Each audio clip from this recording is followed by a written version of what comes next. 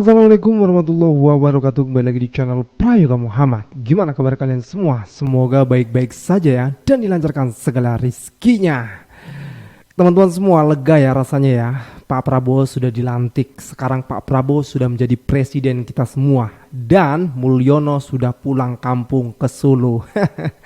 Nah teman-teman semua, terekam ya di momen ketika setelah pelantikan ini Fufafa kembali dicuekin oleh Bapak Prabowo Subianto. Rakyat pasti banyak yang bertanya, lalu bagaimana nih kelanjutan Fufafa? Nggak mungkin kan setelah Pak Prabowo dilantik terus akun Fufafa hilang begitu saja. Sementara akun Fufafa tersebut sudah menempel di otak kita semua.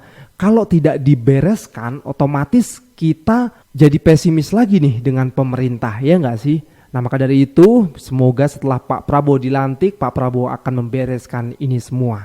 Agar tidak menjadi pergibahan di masyarakat luas gitu loh. Dan juga ya, melihat pidato kemarin Pak Prabowo yang hampir 1 jam itu, 10 tahun Pak Jokowi memimpin, dengan semua gimmick dan pencitraannya, hambar dihantam oleh pidato Pak Prabowo yang hampir 1 jam. Pokoknya keren banget deh.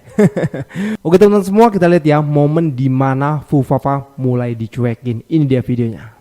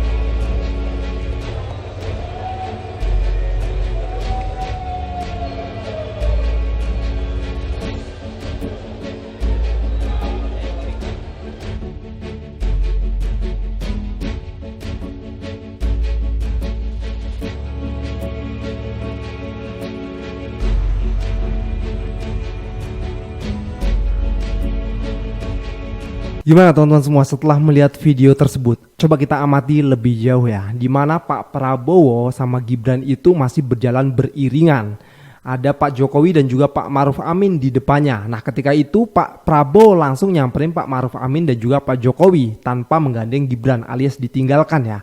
Nah ketika sesi pemotretan di situ terlihat ya Pak Prabowo di belakang langsung ke arah kanan. Dan di situ Pak Gibran menuju ke arah kiri. Oke, mungkin di sini masih biasa saja ya. Tapi ketika selesai Pak Prabowo langsung pergi meninggalkan tanpa menggandeng Gibran lagi ya, alias ditinggalkan.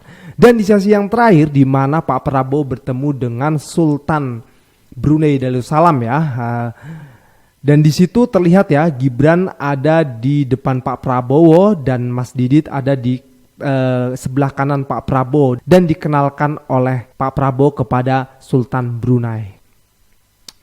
Dan coba kita lihat ya di akun X. Ini tweetan dari Never.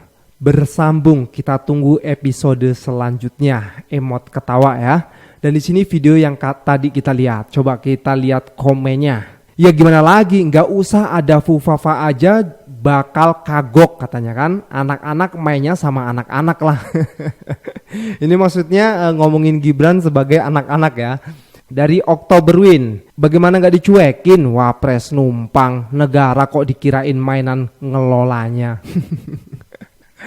Dari Resisten, ada nggak foto presiden dan wapres yang untuk di dinding, tapi wapresnya difoto pas lagi ngadep belakang, biar nggak usah ngedit lagi. Nah banyak juga ini ya beredar ya foto Pak Prabowo dan Gibran yang dimana wajah Gibran itu di blur alias dicoret juga gitu ya, sehingga tidak terlihat wajahnya gitu. Dan ini viral juga di media sosial ini, kan ini sangat apa ya, sangat memalukan gitulah ya. Nah ini dari Fuad. Itu memang disengaja juga coy, dari kode-kode Wowo ke pengawalnya buat jauhi dirinya dari Gibran. Baguslah katanya. Ya ini asumsi si Mas Fuad ya. Nama boleh kosong. Selfie ditinggal-tinggal mulu, raut wajahnya paling salting. Ya mau gimana lagi teman-teman semua ya. Rasa-rasanya nggak enak hati kalau kita itu bertemu dengan orang yang pernah kita hina, sementara orang tersebut tahu kalau kita yang menghina. Jelas kikuk lah ya. Aduh, kasihan sih. Oke teman-teman semua, kita lanjut lagi ya ke videonya. Baru juga dilantik, udah langsung menguliti kerjaan Mulyono. Nih, lihat videonya. Jangan kita terlalu senang melihat angka-angka statistik yang membuat kita terlalu cepat gembira, terlalu cepat puas, padahal kita belum melihat gambaran sepenuhnya. Kita merasa bangga bahwa kita diterima di kalangan G20. Kita merasa bangga bahwa kita disebut ekonomi ke-16 terbesar di dunia. Tapi, apakah kita sungguh-sungguh paham? Apakah kita sungguh-sungguh melihat gambaran yang utuh dari keadaan kita?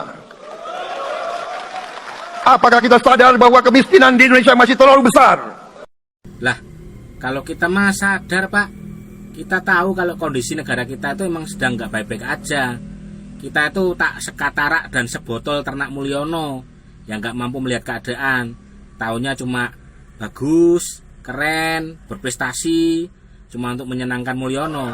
Apakah kita sadar bahwa rakyat kita dan anak-anak kita banyak yang kurang gizi? Banyak rakyat kita yang tidak dapat pekerjaan yang baik.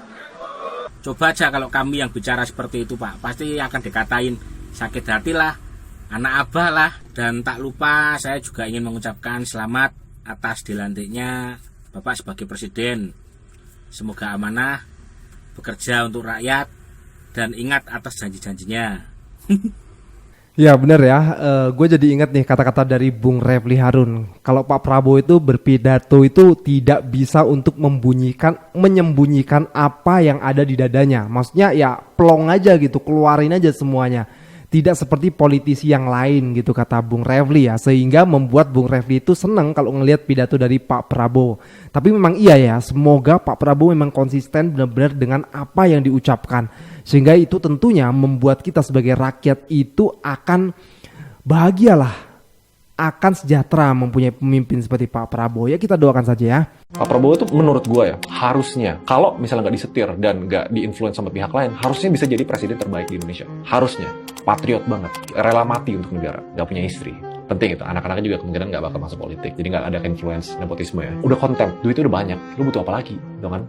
Dan umurnya udah segitu. The only thing that he wants to do harusnya adalah untuk ninggalin legacy gue berhasil maju negara gue. Asalkan nggak disetir sama pihak lain. Nah itu sebenarnya selama 2 bulan terakhir ini tuh gue menyuarakan itu.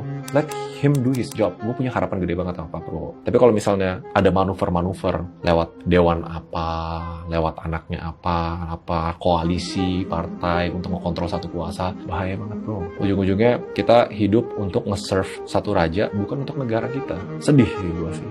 Resistensi dan kegaduhan. Prabowo saya kira pintar dan cerdas. Nanti akan dievaluasi betul siapa para pembantunya yang aneh-aneh dan nggak bisa bekerja. Apalagi kalau saya mendengar pidatonya Prabowo hari ini. Berapi-api. Kalau pidatonya hari ini, tapi pengumuman menterinya itu seminggu lagi, saya berharap partai itu masih mengocok ulang kadernya yang mau disodorkan untuk jadi menteri. Ini levelnya internasional loh, Prabowo ini. Apa yang saya sebut dengan internasional? Pokoknya top lah, apalagi kemarin pembekalan di Hambalang, geopolitik, geoekonomi, apalagi pembicaranya itu kan kelas-kelas top dunia. Jadi kalau ada menteri yang nggak ngerti bahasa Inggris mungkin ya agak ngeri-ngeri juga jadi menterinya Pak Prabowo. Jadi dia ngomong nggak ngerti kan? Prabowo ini harus diakui. Ya. Ini ningrat politik, jadi high profile. Jadi di Indonesia ke depan itu bukan hanya soal bicara lokal, tapi go internasional. Nah menteri dan pembantunya harus menyesuaikan ya? Harus menyesuaikan. Bukan Pak Prabowo yang harus menyesuaikan dengan para pembantunya. Mestinya ya menteri itu sudah, calon menteri mulai harus berpikir bagaimana meningkatkan kapasitas dirinya. Jangan seperti yang sebelumnya. Misalnya kurang kelihatan jago bahasa Inggris, tapi menteri investasi, itu kan nggak match. Itu nggak match. Atau misalnya itu contoh. Jangan lagi ada apalagi nggak match nih. Apa aja match? Nah, misalnya jangan lagi ada menteri yang latar belakangnya tentara tapi ngukur tanah, itu kan nggak match. Nah, jadi kita berharap yang diumumin itu yang match aja. Betul. Kalau mau tentara yang ngurus soal bagaimana pertahanan. Tapi kan bahasa Inggrisnya jago yang itu. Nah, boleh ditoleransi dikit-dikit. Tapi yang itu bahasa Inggrisnya jago. Ini nanti nunggu pelantikan kita nyebut nama ya kakak. Prabowo ya, dalam berbagai kesempatan saya terus terang saja suka mendengar pidato Prabowo dibandingkan pidato pejabat lain. Kenapa? Karena Prabowo tidak pandai menyembunyikan apa yang dia pikirkan, apa yang dalam di hati dan otaknya. Pejabat lain bisa menyembunyikan itu dengan basa-basi dan lain sebagainya. Prabowo enggak, direct dia. Dia kalau marah-marah. Iya, direct dia. Jadi kita tahu apa yang dia pikirkan. Nah, ketika di Qatar dia bicara tentang pemberantasan korupsi. Di PAN dia bilang pemberantasan korupsi. Di Nasdem dia bilang pemberantasan korupsi. Itu 3 pidato yang saya lihat dia bicara itu. Karena bagi saya memang Indonesia nggak akan pernah maju kalau pemberantasan korupsinya nggak dilakukan. Prabowo selalu bicara tentang ketidakadilan termasuk penguasaan sumber daya alam oleh segelintir orang yang kadang-kadang uangnya dia dilarikan ke luar negeri, capital flight.